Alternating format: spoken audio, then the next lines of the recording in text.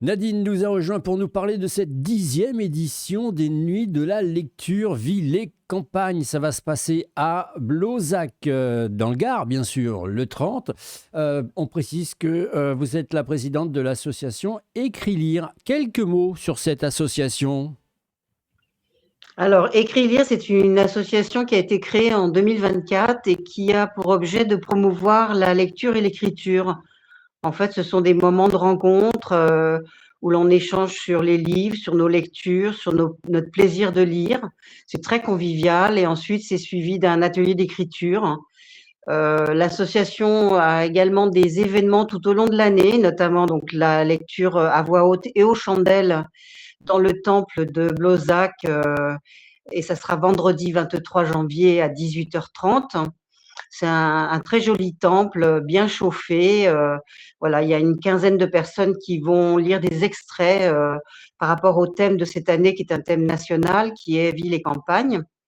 Et Mhm. puis, tout au long de l'année, nous avons des rencontres une fois par mois autour d'un club de lecture et d'un atelier d'écriture.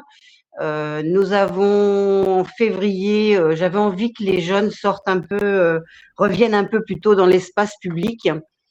Et j'ai organisé un atelier concert rap avec un jeune du village de Blozac, Léandro, qui va également dans le temple proposer un atelier, comment on écrit du rap, comment lui il l'écrit, et un petit concert.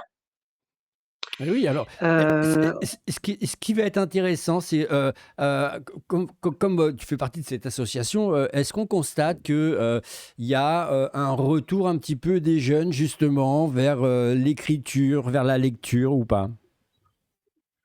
Ben oui, vers l'écriture. La lecture, je dirais pas, je dirais pas la lecture, mais en tout cas l'écriture, et notamment par rapport au rap, parce qu'il y a de très bons rappeurs en France qui incitent ces jeunes à revenir à l'écriture, et notamment c'est le cas de Léandro sur Bloza qui vraiment écrit des beaux textes, hein, des très beaux textes. Et ce qui Et, est étonnant, parce que c'est un jeune qui a 18 ans, quoi. ouais. Et justement, ce mariage-là fait que les jeunes découvrent un petit peu ce maniement des mots. Ben oui, forcément, parce il entraîne ses amis autour de lui, il donne envie aux autres d'écrire, voilà. Et du coup, les mots ont une autre signification que que l'approche scolaire pour eux. Dans ce cas-là, ça devient un langage d'engagement, voire parfois de rébellion. Ils ont des choses à dire par rapport au monde dans lequel ils vivent, hein, et le monde qui les attend aussi. Donc, c'est un moyen d'expression pour eux qui est fort. Ça veut dire que, quelque part, que vous qui organisez ça, vous devez avoir un esprit relativement curieux et ouvert. Ben oui, en fait, ce qui s'est passé, c'est que l'année passée, en juin, j'ai créé le premier festival de lecture à voix haute dans le château de Blozac. Et j'avais envie qu'il y ait des jeunes aussi qui viennent lire leurs textes. Donc, j'ai contacté le lycée Gide à Uzès pour qu'il y ait des jeunes qui se mobilisent et qui viennent ce soir-là déclamer leurs textes. Et entre autres, j'ai eu une jeune fille et Léandro qui est venu et qui a vraiment touché le public avec ses textes. Ça a été magique ce moment. Et, et du coup, j'ai gardé contact avec Léandro, et je suis un peu le porteur du projet, mais il faut qu'il ait quelqu'un qui porte le projet pour lui. Lui, il est acteur de ce projet, Hmm. mais il a besoin de quelqu'un qui va encadrer ce projet. Donc, je me suis proposée, et en plus, je pense que le rap et ce qu'il fait ne touche pas seulement les jeunes, mais aussi les moins jeunes, comme moi et d'autres. Et alors, non, mais ça c'est bien parce que je pense et j'imagine vraiment ce mélange culturel. Et c'est ça qui est très important parce que quand on parle du rap, on peut des fois avoir les poils qui s'irrissent sur le bras parce c'est vrai, il faut le dire, il y a de tout dans le rap, hein. Il y a à la fois des très très bons textes et puis il y a à la fois du tout et du n'importe quoi. Donc il faut un petit peu recentraliser tout ça. Alors quand c'est un petit peu vu d'un œil plus averti, bah, ça fait plutôt du bien. Euh, quand, on, quand, on vient, quand on vient pour lire, quand on vient pour écouter, est-ce que ces deux mots, lire et écouter, vont projeter ou peuvent projeter les gens dans un rêve? Bah oui, parce que la lecture à voix haute, en fait, la voix, elle donne un autre ton au texte, forcément, et on peut rentrer dans la lecture par l'écoute de lecture à voix haute.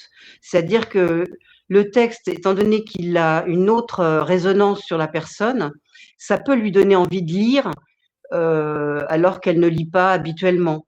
Mais on sait Et la que... lecture à voix haute, oui, Pardon, non, non, allez-y. vas-y, je te laisse finir.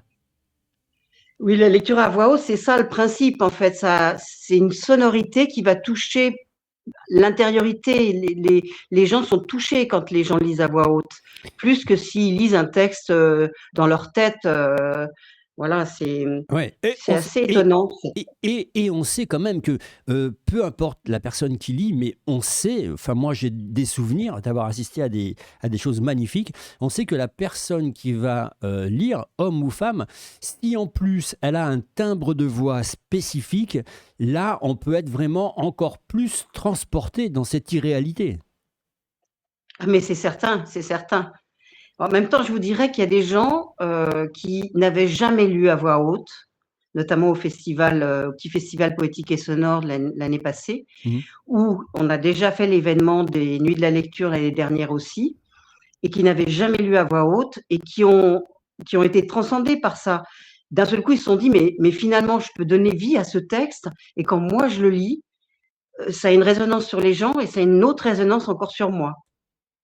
Et oui, et alors justement, là, ce vendredi 23 janvier, ça va commencer à 18h30. Alors là aussi, je pense que le fait d'avoir un lieu emblématique comme le temple de Blozac, c'est aussi quelque chose qui joue aussi dans cette rencontre culturelle. Ah bah c'est certain, parce que le temple de Blozac, il est vraiment très beau, et on va mettre des bougies, des chandelles partout, Ah ouais. et donc ça donne une atmosphère très chaleureuse et très solennelle en fait, qui va bien avec le lieu, et du coup les textes ont encore plus d'envergure quand on les lit dans un endroit pareil. Ville et Campagne 10e édition, vous attendez ou vous estimez qu'il y aura combien de personnes à peu près? Vous avez déjà eu des petits retours ou pas? On ne sait jamais parce qu'on n'a pas de réservation, c'est ouvert au public, à tout le monde. Mais l'année dernière, on a fait une cinquantaine de personnes, Ah oui, ce qui est quand même pas mal. ce qui est pas mal pour une première édition. Donc, on espère que pour la deuxième, les gens reviendront. Euh, et on espère avoir au moins une cinquantaine de personnes. Encore de toute façon, plus, je crois qu'il faudrait pousser les murs. Eh oui, alors juste lecture à voix haute et aux chandelles, bien sûr, dans le temple de Blozac, c'est quand même deux raisons pour se déplacer. Déjà pour voir le temple avec son patrimoine, bien sûr, parce que ça c'est important. Et puis aussi voir ce côté intimiste des choses avec cette lecture aux chandelles, parce que là aussi on doit être déjà transporté dans un élément. Et alors, s'il y a des gens qui veulent venir, et exactement, comment ça va se passer? Il y a des gens qui sont préposés à la lecture ou on peut aussi improviser et dire bah tiens, Madame X qui est venue, elle va pouvoir aussi, pourquoi pas, s'essayer à cet exercice. Alors, moi, j'ai des gens autour de moi qui m'ont déjà dit, je veux lire, donc voilà ce que je vais lire de tel auteur et tel extrait. Donc, j'ai fait une liste que je mets dans un chapeau qui est tiré, au hasard Mhm. pour l'ordre de passage avec les prénoms des personnes. Et puis, les gens qui arrivent, je leur pose la question, est-ce que vous avez choisi un extrait? Est-ce que vous voulez lire? À ce moment-là, je rajoute leur nom, enfin leur prénom et le titre et l'auteur dans le chapeau. Ah bah voilà, mais ça c'est vachement sympa. Ben oui, Ça fait participer le public, non, non, mais il faut le signaler. ben oui, c'est vrai, c'est vrai. Eh oui, oui, parce que ça se passe pas toujours comme ça. Donc, quand ça se passe comme ça, justement, bah, il y a une vraie interactivité qui se crée entre le public et puis l'événement qu'on est en train de créer. Si les gens ils se disent, bah, tiens, j'aimerais bien y participer parce que pourquoi pas, je suis très curieux, j'aimerais voir un petit peu comment ça se passe. On a prévu à Blozac, vous avez prévu du parking pour que les gens puissent stationner. Et comment ça se passe Alors, concrètement? C'est payant, pas payant? non, c'est gratuit. Pour se garer, c'est assez facile dans le village de Blozac. Il y a des places un peu partout autour du temple. C'est gratuit et j'offre un petit apéritif à la fin de la soirée. D'accord, donc faut compter début 18h30, fin de soirée. 20 heures, disons que la lecture va durer à peu près une bonne heure et quart. Et puis après, c'est le temps de prendre un verre, de discuter, d'échanger avec les gens qui seront là sur leurs ressentis, sur ce qu'ils ont apprécié. Et oui, et surtout un moment d'échange et de partage, je le redirai jamais assez. C'est ça aussi la culture. Exactement. Nuit de la lecture, c'est ville et campagne, c'est la 10e édition et c'est à Blozac que ça se passe. Et je vous rappelle que vous pouvez faire gagner un reportage, parce que là aussi c'est important. Vous pouvez faire gagner le reportage à Nadine et à son association.